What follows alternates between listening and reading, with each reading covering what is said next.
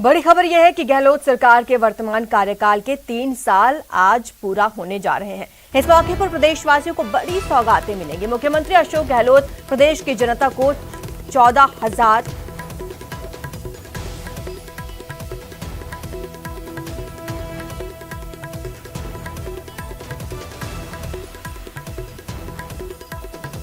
तो आपको बता दें कि गहलोत सरकार के 3 साल पूरे होने वाले हैं। आज सभी विभागों की समीक्षा बैठक होगी। सीएम गहलोत समीक्षा बैठक करेंगे, 3 साल की प्रगति और उपलब्धि की रिपोर्ट लेंगे।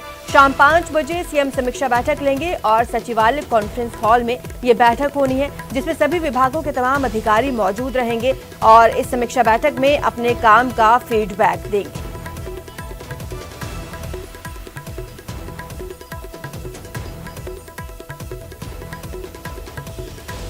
आपको बता दें कि गहलोत सरकार आज अपने 3 साल पूरा कर रही है। आज सभी विभागों की समीक्षा बैठक होगी। इस बैठक की अध्यक्षता सीएम अशोक गहलोत करेंगे। 3 साल की प्रगति और उपलब्धि की रिपोर्ट लेंगे। शाम 5 बजे सीएम ये समीक्षा बैठक लेंगे। सचिवालय कॉन्फ्रेंस हॉल में ये मीटिंग होनी है।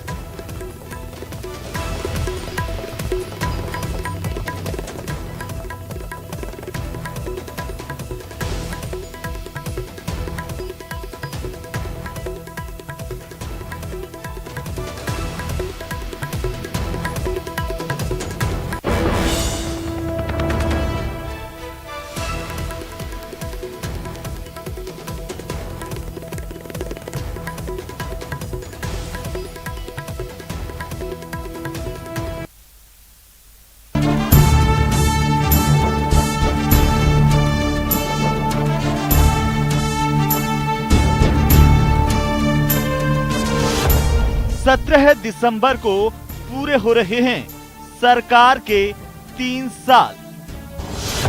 14,000 करोड़ के विकास कार्यों की मिलेगी सौगात। 18-19 दिसंबर को जयपुर में होंगे कार्यक्रम। 20-21 दिसंबर को मंत्री करेंगे प्रभार वाले जिलों का दौरा। गहलोत सरकार का राज, जनहित के हो रहे काज। क्योंकि मन में सोच अच्छी है, विश्वास अच्छा है और एक ही सोच है, लोगों तक हमारी वेलफेयर की स्कीम पहुंचनी चाहिए। उसी सोच के जरिए 17 तारीख को हमारे 3 वर्ष पूरे होने जा रहे हैं। मुख्यमंत्री जी कई योजनाओं का जो हमारे काम पूरे हुए उनका उस वक्त शुभारंभ करेंगे। समाज के अंतिम पायदान पर खड़े व्यक्ति की भी जरूरतों को पूरा करने के संकल्प के साथ सत्ता में आई गहलोत सरकार न सिर्फ अपने वादे के प्रति गंभीर है, बल्कि उसे पूरा भी कर रही है। मुश्किल दौर में मिसाल गढ़ रही है। कांग्रेस पार्टी ने इन 3 वर्षों में काम करके दिखाया है। ऐसा कभी नहीं हुआ कि जब भारतीय जनता पार्टी के लोगों ने तो केंद्र के चुनाव से पहले जो वादे किए थे उनके विपरीत काम किया। यहां पर जो वादे किए वो पूरे कर दिए। अखबारों ने भी जब हेडिंग लिखे, सारी की सारी स्टोरीज लिखी, तो उसमें लिखा कि इतने वादे पूरे कर दिए। 17 दिसंबर को गहलोत सरकार अपने कार्यकाल के 3 साल पूरे कर रही है। ये बात अलग है कि इन 3 सालों में 2 साल कोरोना महामारी और लॉकडाउन की भेंट चढ़ गए, जिसकी वजह से प्रदेश के विकास की कल्पना पूरी तरह साकार नहीं हो पाई। लेकिन मुश्किल हालात में भी गहलोत सरकार ने जिस तरह से प्रदेश में विकास कार्यों को आगे बढ़ाया और कोरोना का बेहतरीन प्रबंधन किया, उससे पूरे मुल्क में मरुधरा का डंका बज गया। लेकिन अब जब हालात सुधरने लगे हैं तो विकास की रफ्तार भी तेज होने जा रही है। 3 साल पूरे होने पर सरकार करीब 14,000 करोड़ रुपए की लागत के 3,700 विकास कार्य करवाने जा रही है। तय हुआ कि 20 और 21 को हमारे मंत्री सब प्रभार वाले जिलों में जाएंगे। जाकर 3 वर्ष के कामों पर जाकर डिस्कस होगा। प्रदर्शनी लगेगी, जयपुर में भी प्रदर्शनी लगेगी। उसमें सारा कार्यक्रम प्रदर्शनी में जन सेवा के 3 वर्ष आपको नजर आएंगे। उस प्रदर्शनी के जरिए हमारा काम, हमारा संदेश, हमारी योजनाएं, क्योंकि कांग्रेस पार्टी ने इन 3 वर्षों में काम करके दिखाया है। राजधानी जयपुर में 18-19 दिसंबर को प्रोग्राम होंगे। 18 दिसंबर को जेकेके में सरकार की उपलब्धियों की प्रदर्शनी लगेगी। 19 दिसंबर को 500 से ज्यादा पुलिस थानों में स्वागत कक्ष का लोकार्पण। 20-21 दिसंबर को डिस्ट्रिक्ट लेवल समारोह में हिस्सा लेंगे मंत्री। वित्त विभाग, बाकी सब विभागों ने अपना प्रेजेंटेशन दिया, किस तरह से प्लानिंग होगी, किस तरह से क्या कर सकते हैं। जल जीवन मिशन को लेकर भी मुख्यमंत्री जी ने आज बड़ी बात कही। सरकार के 3 साल पर हो रहे भव्य आयोजन की एक वजह 2023 में होने वाले विधानसभा चुनाव भी हैं, जहां सत्तारूढ़ कांग्रेस अपने जन घोषणा पत्र के वादों, उपलब्धियों और कोरोना काल में सरकार की ओर से किए गए कामकाज को जनता के बीच रखेगी, ताकि 2 साल के बाद होने वाले विधानसभा चुनाव में जनता फिर उसे प्रदेश की सत्ता पर काबिज कर सकें। न्यूज़ 18 राजस्थान के लिए जयपुर से दिनेश शर्मा की रिपोर्ट। 17 दिसंबर यानी कि आज गहलोत सरकार अपने मौजूदा कार्यकाल के 3 साल पूरा करने जा रही है। सरकार 3 साल का लेखा जोखा पेश करने के लिए जिलों में कार्यक्रम बनाने की रूपरेखा तैयार कर रही है। प्रदेश सरकार की महिला और बाल विकास मंत्री ममता भूपेश से जब 3 साल की उपलब्धियों के बारे में बात की गई तो उन्होंने प्रदेशवासियों को गुड गवर्नेंस देने का दावा किया। हमारे संवाददाता आशीष शर्मा ने मंत्री ममता भूपेश से बातचीत की, सुनिए। सरकार के 3 वर्ष पूरे हो चुके हैं और जन घोषणा पत्र में जो वादे किए गए थे वो कुछ वादे पूरे भी हुए हैं और कुछ वादे अभी बाकी हैं। हमारे साथ प्रदेश सरकार की महिला एवं बाल विकास मंत्री ममता भूपेश है। ममता भूपेश से हम बात करते हैं। मैडम, सरकार के 3 वर्ष पूरे हो चुके हैं, आप क्या उपलब्धि आपके विभाग की बताओगे और क्या अपने जो विधानसभा क्षेत्र की है, और चुनावी घोषणा पत्र में जो वादे किए गए थे वो कितने पूरे हुए और कितने बाकी हैं? देखिए, चुनावी घोषणा पत्र की अगर जहां तक मैं बात कहूं तो हमारे लगभग 70% वादे पूरे हो चुके हैं, जो जन घोषणा हम लोगों ने जारी किया था। और मेरे विधानसभा की अगर मैं बात करूं तो चाहे सड़क हो, चाहे पानी हो, चाहे बिजली हो, चाहे अस्पताल हो, चाहे कॉलेज हो, चाहे पंचायतें हो, चाहे पंचायत समितियां हो, हमने हर मुद्दे पे कार्य किया है। जनता हमारी संतुष्ट है। पंचायत राज के जो चुनाव हमारे जिले में हुए उन चुनावों से जनता ने स्पष्ट ये दिखा दिया है कि 11 में से 10 प्रधान हमारे कांग्रेस के बने, जिला प्रमुख हमारे कांग्रेस के बने, उप जिला प्रमुख हमारे कांग्रेस के बने। तो राजस्थान की जनता, दौसा की जनता हमारे 3 साल के गुड गवर्नेंस के ऊपर मोहर लगा रही है। निश्चित तौर पे जनता ने जिस विश्वास के साथ हमें अपना समर्थन दिया था, हमें बहुमत दिया था, उस विश्वास पे हम लोग खरे उतर। क्या लगता है 2023 में इन वादों और दावों के बाद? 2023 तो हमारा लक्ष्य है। 23 में तो कोई संशय नहीं है कि राजस्थान के अंदर दोबारा हमारी सरकार बनेगी। हमारा मिशन अब 2024 भारत सरकार, कांग्रेस की सरकार लेकर आना है।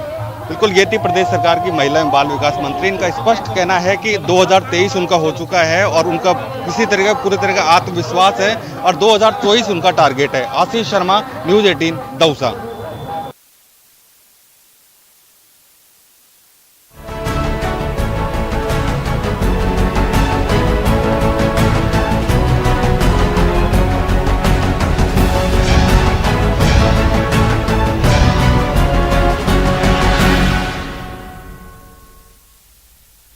और चलिए अब देख लेते हैं खबरें रफ्तार से।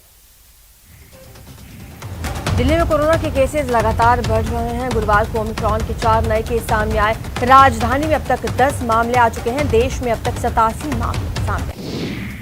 केरल में गुरुवार को कोरोना के 3,404 नए मामले सामने आए हैं। 36 मौतें हुई, 4,145 रिकवरी। राजस्थान में गुरुवार को 6 जिलों से कोरोना के 26 नए मामले सामने आए हैं। जयपुर में अकेले 11 नए केस आए हैं। प्रदेश में एक्टिव केसों की संख्या 267। कोरोना वैक्सीन की बूस्टर डोज को लेकर सीएम गहलोत के साथ साथ स्वास्थ्य मंत्री परसादी लाल मीणा ने भी पीएम मोदी पर निशाना साधा। उन्होंने कहा, बूस्टर डोज को लेकर सीएम ने पीएम को पत्र लिखा है, लेकिन अब तक प्रधानमंत्री ने उसका जवाब नहीं दिया।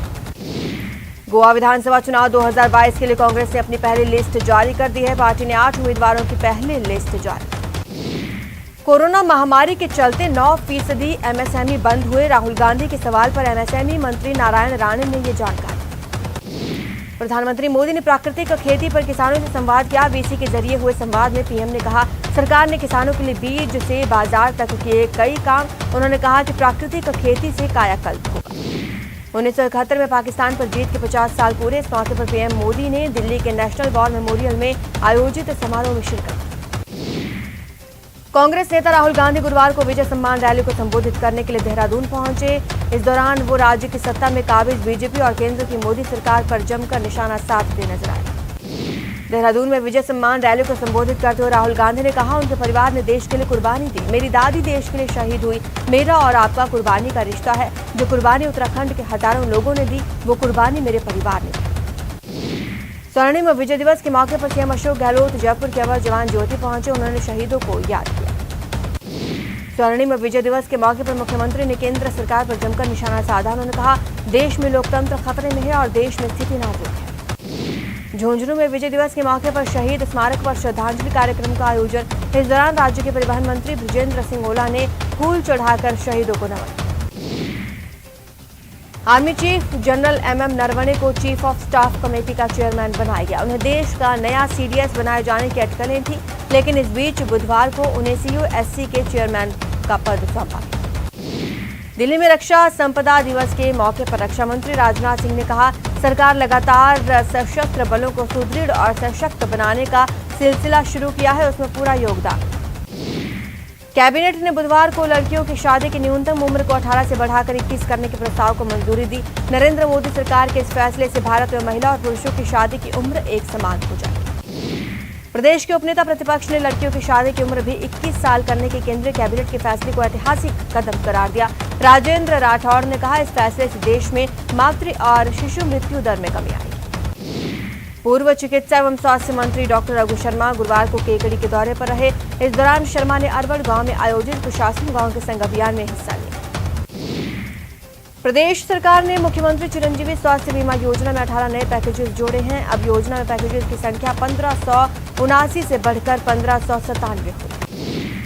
राहुल गांधी और कई सांसदों ने लखीमपुर हिंसा मामले पर बहस के लिए लोकसभा में नोटिस देते हुए केनी के इस्तीफे की मांग की। हालांकि स्पीकर ने सभी नोटिसों को खारिज कर दिया। लोकसभा अध्यक्ष ओम बिरला ने भारत दौरे पर आए वियतनाम के संसदीय शिष्टमंडल का स्वागत किया। इस दौरान स्पीकर बिरला ने कहा कि भारत और वियतनाम के संबंध ऐतिहासिक हैं। समाजवादी पार्टी और प्रगतिशील समाजवादी पार्टी के बीच गठबंधन हो गया है।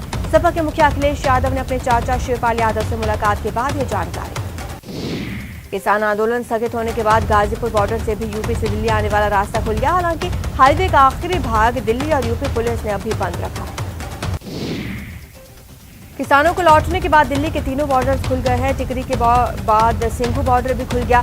385 दिन बाद किसानों का आंदोलन खत्म होने के बाद दिल्ली पुलिस ने सभी बैरिकेड्स हटाए। चूरू में पुलिस ने कार्रवाई करते हुए बदमाश को पिस्टल और मैगजीन के साथ गिरफ्तार किया। आरोपी के खिलाफ आर्म्स एक्ट के तहत मामला दर्ज। करौली में पुलिस ने 40 लाख के स्मैक के साथ 2 स्मैक तस्करों को गिरफ्तार किया। बरामद की गई स्मैक 250 ग्राम। टोंक जिले के जिराना गांव में पानी निकासी को लेकर 2 परिवार आपस में भिड़के, जिसमें मारपीट के दौरान 6 लोग घायल। टोंक के सिसोला गांव में एक युवक ने अपने ही घर में फांसी का फंदा लगाकर आत्महत्या कर ली। सुसाइड के कारणों का भी खुलासा नहीं हुआ। धौलपुर में एक नाबालिग के साथ दुष्कर्म का मामला सामने आया। पीड़ित का बयान दर्ज कर पुलिस आरोपियों की तलाश में जुटी। करौली में दांते वाले हनुमान मंदिर पर चोरों ने धावा बोला। दान पेटी और मंदिर का ताला तोड़कर चोर हजारों रुपए की नकदी लेकर फरार। अजमेर पुलिस ने नौकरी का झांसा देकर ठगी करने वाले गिरोह का पर्दाफाश किया। 5 आरोपी गिरफ्तार। नशे के खिलाफ प्रतापगढ़ पुलिस ने की कार्रवाई। 40 लाख के ब्राउन शुगर के साथ एक आरोपी गिरफ्तार। चित्तौड़गढ़ में पुलिस ने नशे के खिलाफ की बड़ी कार्रवाई। 30 लाख का अवैध डोडा चूरा बरामद। रोडवेज कर्मचारी बनकर धोखाधड़ी मामले में कोटा सेशन कोर्ट ने 3 दोषियों को 3-3 साल की सजा सुनाई। 21,000 का जुर्माना लगा। धौलपुर में हत्या के आरोपी को कोर्ट परिसर के बाहर जान से मारने की कोशिश। गोली कट्टे में फंसने की वजह से बाल बाल बचा रहे। करौली के दांते वाले हनुमान मंदिर का ताला तोड़कर चोरों ने हजारों रुपए उड़ाए। पुलिस चोरों की तलाश में जुटी। धौलपुर जिले के सदर थाना इलाके में मुस्तफाबाद गांव में एक युवक ने फांसी लगाकर आत्महत्या करने का असफल प्रयास किया। युवक का अस्पताल में इलाज जारी। श्रीगंगानगर में यूरिया लेने पहुंचे किसानों ने यूरिया की मांग पूरी नहीं होने पर हंगामा कर दिया। जल्द यूरिया की कमी दूर करने की मांग। कोटपुतली में अतिक्रमण के खिलाफ पालिका प्रशासन ने कार्रवाई की। 500 लोगों को नोटिस थमाया। अलवर शहर के एनईबी थाना पुलिस ने मोबाइल लूट की वारदात का खुलासा किया। 3 युवकों को गिरफ्तार किया। बाड़मेर में नामी कंपनियों के नाम पर लोकल माल सप्लाई करने वाले जालसाजों के खिलाफ पुलिस ने बड़ी कार्रवाई को अंजाम दिया। शाहपुरा के भाबरू थाना इलाके के हाईवे से टांडा पुलिया के पास ड्यूटी पर तैनात एक पुलिस कांस्टेबल को तेज रफ्तार कार ने टक्कर मारी। हादसे में कांस्टेबल की श्रीगंगानगर के सूरतगढ़ में सड़क पार कर रही एक युवती को बाइक ने टक्कर मार दी। हादसे में 4 लोग गंभीर रूप से घायल। उदयपुर में एक इनोवा और ट्रोला में जोरदार टक्कर, जिसमें 4 लोगों की मौत हो गई। पुलिस मौके पर पहुंची। और यहां रुकेंगे छोटे से ब्रेक के लिए, जल्द हाजिर होंगे।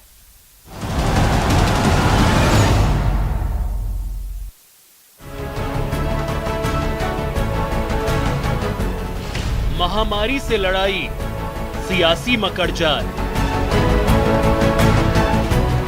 विपक्ष के हमले, भीतर का बवाल, काम आया जादू या गवर्नेंस का कमाल, कितने वादे पूरे, कितने होंगे अगले साल।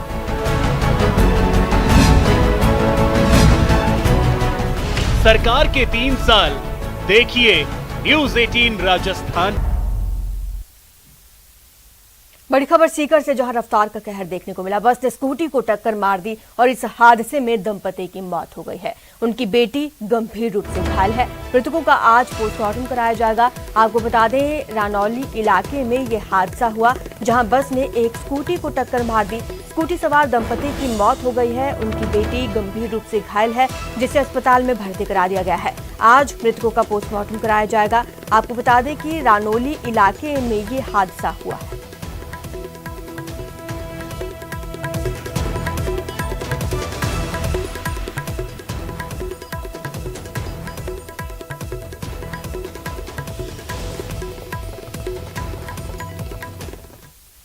तो वहीं सीकर के अजीतगढ़ में फायरिंग हुई है। बाइक सवार बदमाशों ने फायरिंग की, घर में बैठे लोगों पर गोलियां चलाई। फायरिंग में बाल बचे हैं ये लोग और इसके बाद ये बदमाश फरार हो गए। हालांकि बाइक स्लिप होने के बाद बदमाश गिरे और बाइक छोड़कर पैदल ही भाग निकले। पुलिस ने बाइक को जब्त कर लिया है और आरोपियों की तलाश जारी है। ये सीसीटीवी फुटेज आपको दिखा रहे हैं। स्क्रीन पर आप देख सकते हैं किस तरह से इस वारदात को अंजाम दिया गया। सीकर के अजीतगढ़ से ये तस्वीरें आई हैं, जहां पर फायरिंग की गई है। बाइक सवार बदमाश आए, घर पर बैठे लोगों पर फायरिंग कर दी। फायरिंग में बाल बचे हैं ये लोग और जब बदमाश फरार होने लगे तो उनकी बाइक स्लिप कर गई, जिसके बाद वो बाइक वहीं पर छोड़कर फरार हो गए।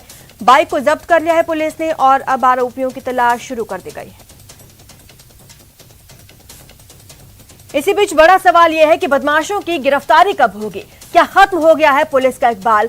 बड़ा सवाल न्यूज़ 18 राजस्थान पूछ रहा है कि क्या बदमाशों में पुलिस का इकबाल खत्म हो गया है और कब आखिरकार बदमाशों की गिरफ्तारी होगी? कि लगातार इस तरह की खबरें आ रही हैं, सरेआम फायरिंग कर वारदातों को अंजाम दिया जा रहा है।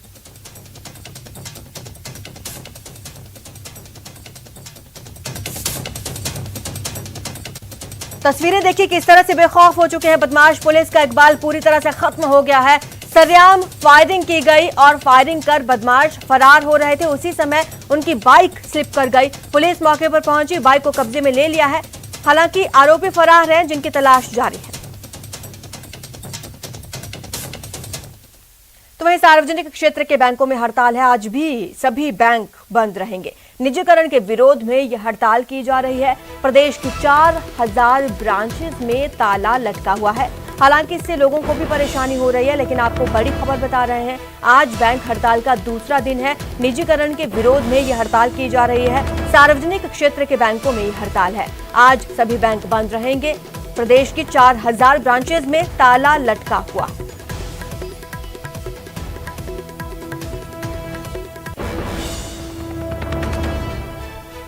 यह हड़ताल प्राइवेटाइजेशन के खिलाफ की जा रही है। जमकर हल्ला बोला जा रहा है। आपको बता दें कि कल भी हड़ताल थी और आज हड़ताल का दूसरा दिन है। ये 2 दिन की हड़ताल रखी गई थी।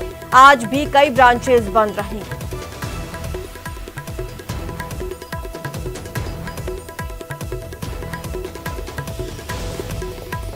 कल भी आम लोगों को काफी परेशानी का सामना करना पड़ा, क्योंकि सार्वजनिक क्षेत्र के बैंकों में हड़ताल है, बैंक बंद हैं। आज भी बैंकों में हड़ताल रहेगी। बता दें कि प्राइवेटाइजेशन के खिलाफ ये विरोध किया जा रहा है, जिसके चलते ये हड़ताल प्रस्तावित है। प्रदेश की 4000 ब्रांचों में ताला लटका हुआ है। और बैंक में इस हड़ताल से हालांकि आम लोगों को काफी परेशानियों का सामना करना पड़ रहा है।